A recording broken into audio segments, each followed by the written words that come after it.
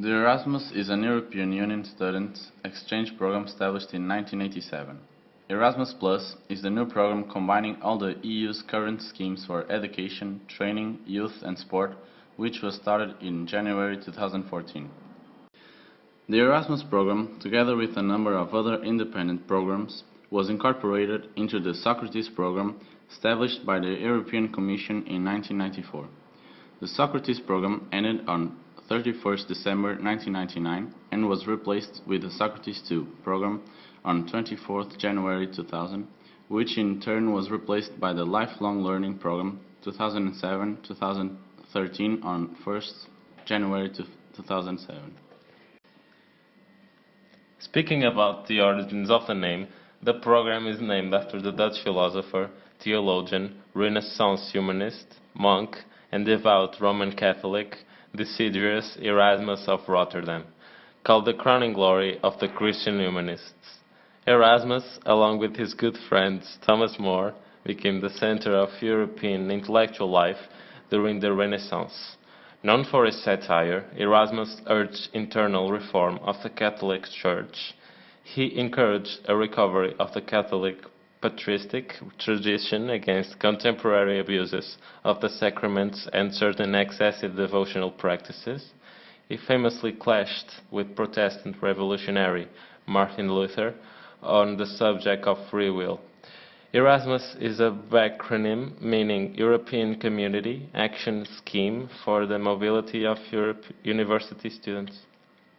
Now, speaking about the advantages of going in Erasmus, as you can imagine, going to another country contributes to your personal growth. You learn how to behave by yourself, you learn how to do things that you wouldn't need to do in your home alone. You learn how to do your laundry, you learn how to cook, you buy the things you need.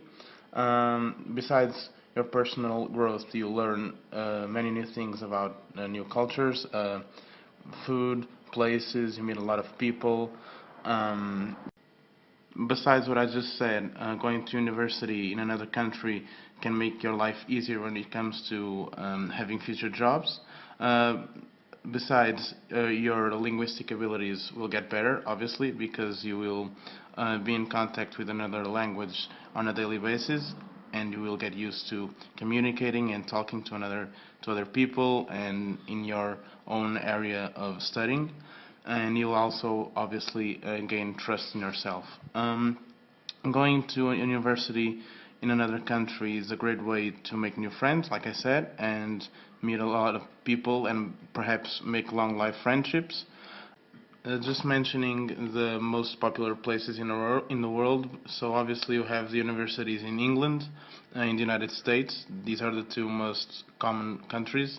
You have also great universities in Canada, in Malta, in Australia, in Ireland. They are also very good there. Maybe surprisingly, you also have great colleges in New Zealand, in Singapore, in South Africa, in Spain, right next door. You have in Costa Rica, also in France, in Italy, in Germany, in China, Japan, and South Korea.